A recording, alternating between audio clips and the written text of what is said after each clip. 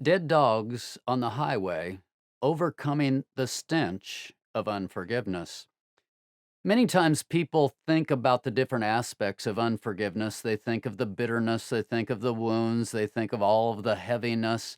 But mostly we think in terms of the thoughts and we think of the emotions and we think of the grief and the heaviness.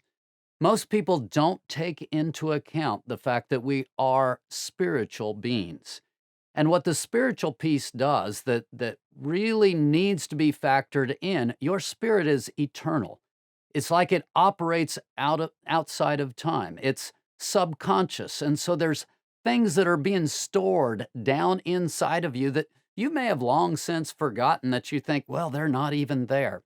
The story itself actually picks up with my grandfather, who there was a 40-year time lapse from the original wounding to the time when that dead dog, when that wound was re-triggered. Now, I want you to think about that.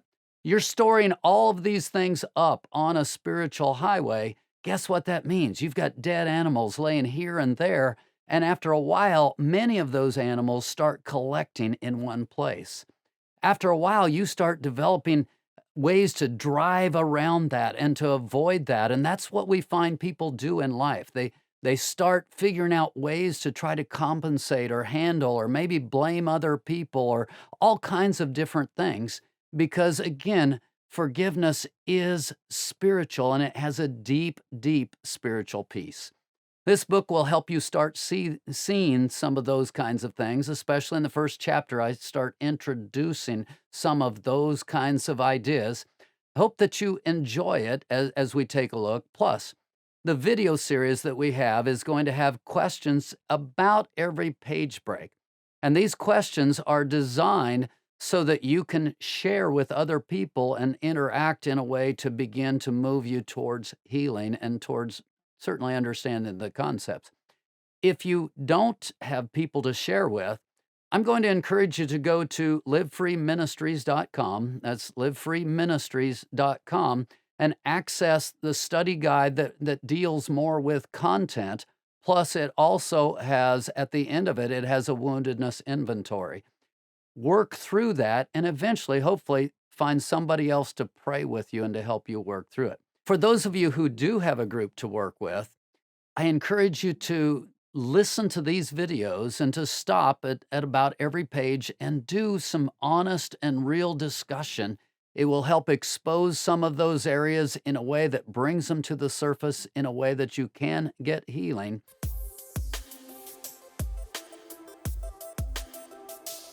Chapter 1: Dead Dogs on the Highway. If wounds were simply a function of memory, painful events should fade with the passing of time. Unfortunately, that does not correspond with reality. I can still remember the crisis in our family. My great uncle Ryan had passed away, and we were facing a showdown. My grandfather refused to speak to Ryan's wife, Linda, or to even acknowledge her in any way unless she handed over the deed to the 40 acres of the home place. No strings attached. Linda felt very justified in hanging on to the property. After all, it had been in their hands for over 40 years. Why the big fuss now? At the time, I did not realize what was happening. I thought it was just one more petty dispute over money, and I was disgusted by it. Both families had more than enough, and at best, it was a discussion of who would get to name the heir. And that was worthy of desecrating family relationships? Both my grandfather and Ryan came from a worldview where you make your own way. Life was about getting ahead, about proving yourself, and there were definite winners and losers in the game of life. While Ryan was still alive, my grandfather played the role of the dutiful younger sibling, refusing to challenge his brother. With the death of Ryan, wounds that had been quietly simmering for decades quickly boiled over. When triggered, painful wounds from 20 and 30 years previous can come alive in living color, and not a pretty color at that. Our current popular worldview does not comprehend the fact that the imprint of an event has a spiritual aspect, and thus does not fade with time. Unforgiven wounds create holes in our spiritual fabric and will not just go away. In fact, wounds from early years become foundational building blocks spiritually, and they can continue to affect everything about us for life. As I work with people, I have seen this truth of our eternal nature illustrated over and over again. Early wounds and deep wounds from later on are huge in shaping a person's entire future unless there is a true forgiveness to erase the negative impact.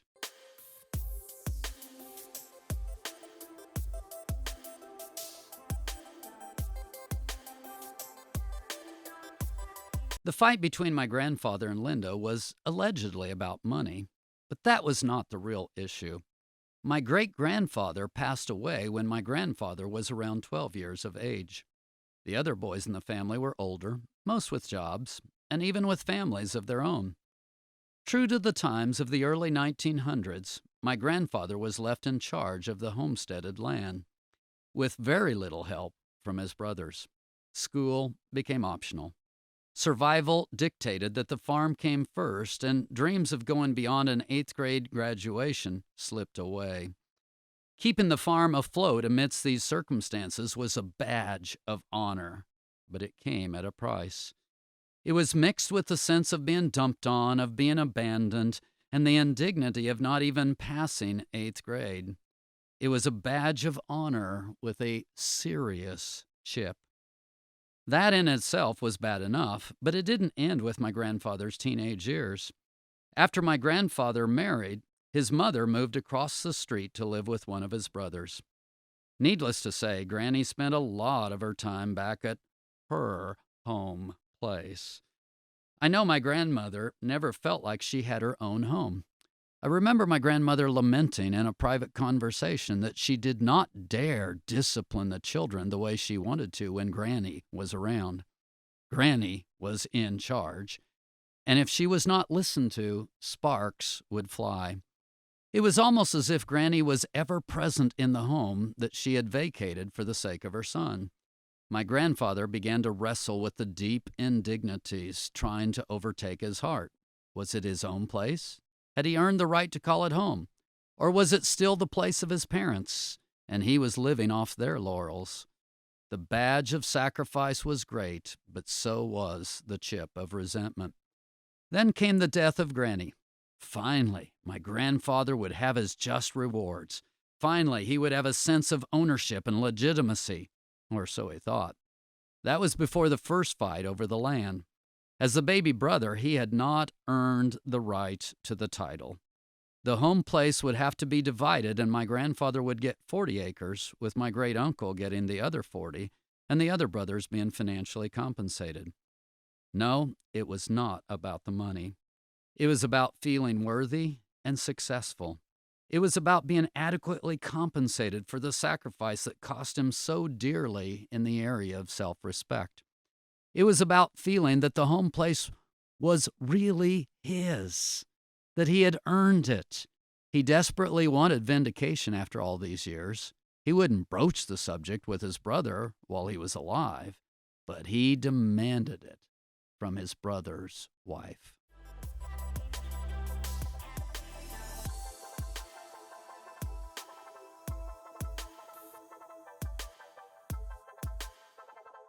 The dead dog of unforgiveness is like that. It is timeless, waiting for the next trigger point to set it off.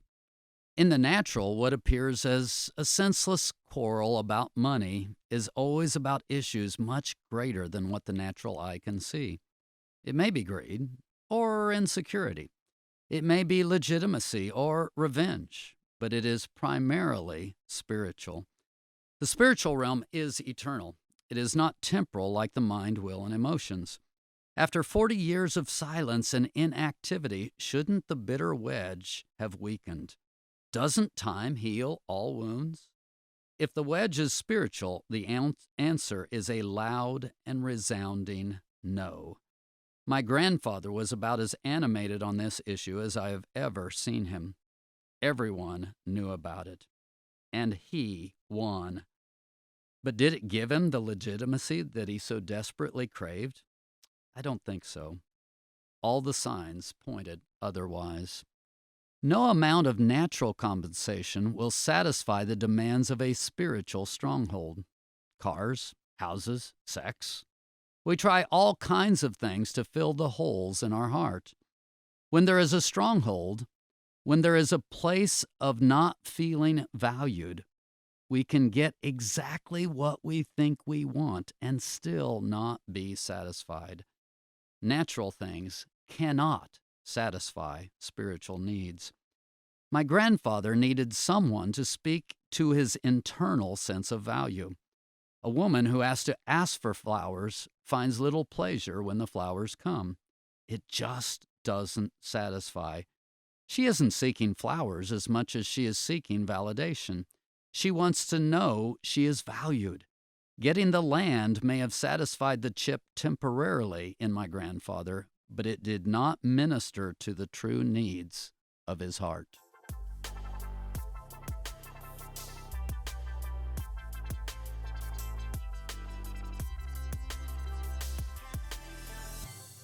In an interesting footnote to the story, we moved into my grandfather's place after he died. My grandfather's extended family wanted to see the home place stay in the hands of family, and we were the only potential candidates to take the place.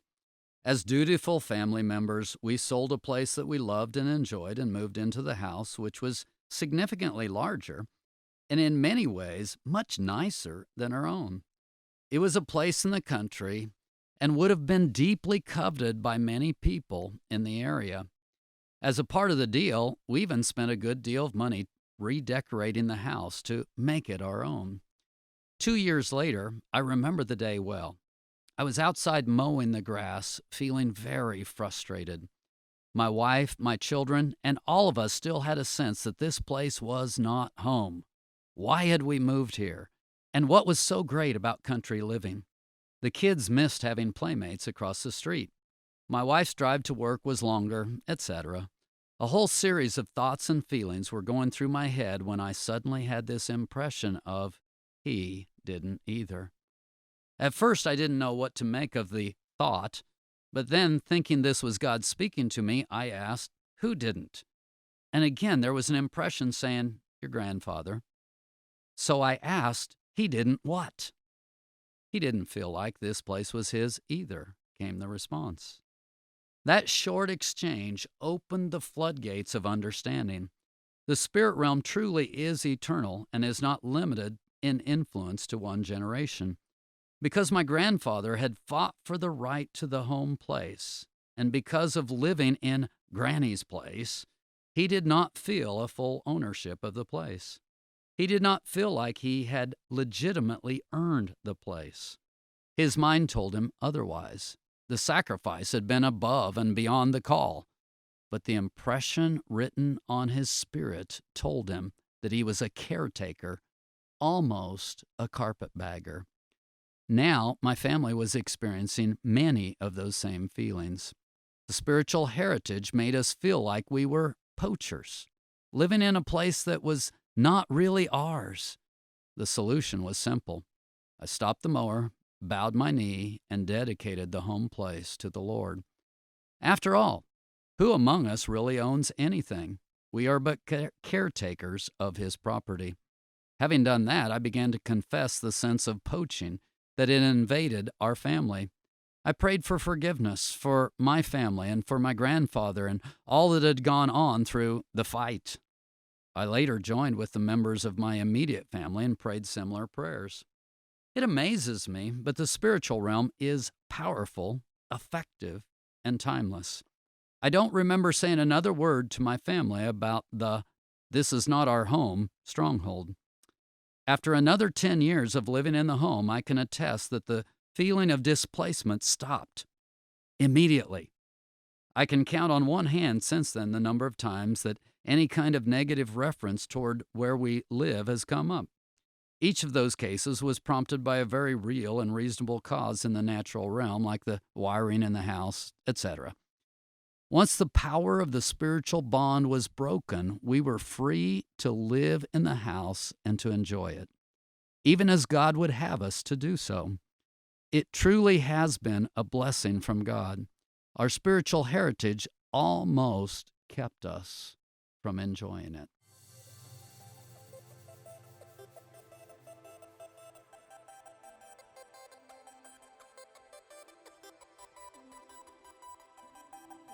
These stories illustrate both the power and the duration of the spiritual realm. Spiritual impressions written on the heart are timeless. Unless overwritten, they are permanent and eternal, even going beyond second and third generations. Because the spirit realm is not one and the same as the conscious realm, it can lie dormant for a number of years, but when the trigger point arrives, the explosion is dramatic. Everyone is left scratching their heads, wondering why such petty behavior is showing up all at once. When we see the spirit realm, things begin to make sense. Unforgiveness is not logical, but spiritual. One analogy that I use to illustrate the power of things written on the heart is that of roadkill. During the years that my grandfather was sacrificing for the farm, there was roadkill beginning to accumulate on the spiritual highway of his heart. Each bitterness was like a new dead animal. In our natural experience, the roadkill gradually goes away. Vehicles hit the animals, mashing them. Vultures feed on the remains. A rain comes and washes the rest away. This picture is similar to what happens to a bitter event in our lives. At the thinking level, even at the feeling level, the stench gradually fades away. Unfortunately, this is not true at the spiritual level. Unless a person overwrites a bitterness with true forgiveness, even 40 years later, that dead animal is still laying right there on that same highway. If the person happens to travel that road again, if there is a trigger point, the stench of the dead animal is right there ready to assert its death-dealing power all over again. Because of the laws of the spiritual realm, it likely has friends. Every strong unforgiveness will lead to another wound and another unforgiveness, and the dead animals start piling up.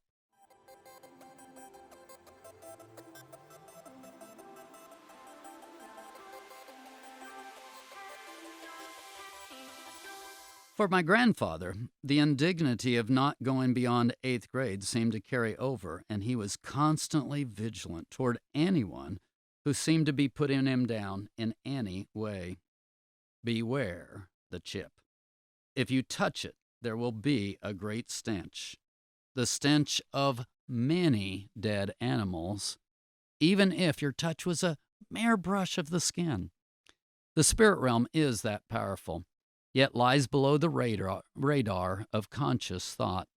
My grandfather would be incredibly good, doubly blessing any person in his path, unless or until he felt crossed. Once crossed, his wrath burned long and hot. It only makes sense. I grieve over the years wasted by this incredible man because of the dead animals cluttering his spiritual highway. In person after person, I find evidence of the years of dead animals. If there is an area of spiritual stronghold, invariably there are years of dead animals. Even innocent questions will trigger a response as the pain comes alive as if it was yesterday. In the spirit, the dead animals do not decay. They are like a favorite pet that has been hit and lying dead on the highway. It hurts to be there seeing the dead pet, but the thought of not being there, of letting go of the moment, is somehow inconceivable. When I was growing up, we lived on a very busy blacktop road. I was around 5 years old, and I remember coming into the house to announce that it was time to get a new dog. The latest one had just been hit on the highway. Dead animals had become a common thing. It was no big deal.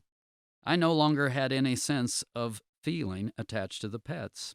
That, too, can be an outcome of dead animals on the highway. As human beings, we can only handle about so much pain. When the pain gets too great, we go to a kind of shutdown of our natural senses. For most people, touch their dead animals and there's an explosion. For some people, touch their dead animals and it's time to get a new dog. No big deal. A spiritual deadness A total lack of emotion at a trigger point is often just as dangerous and just as much an evidence of dead animals as a highly emotional response. God has created us to be human, to respond to certain types of events in certain ways. For some, the dead animals become almost pets to be guarded, a way of operating that cannot be changed. My grandfather was like that, carrying a chip that could be very explosive if violated.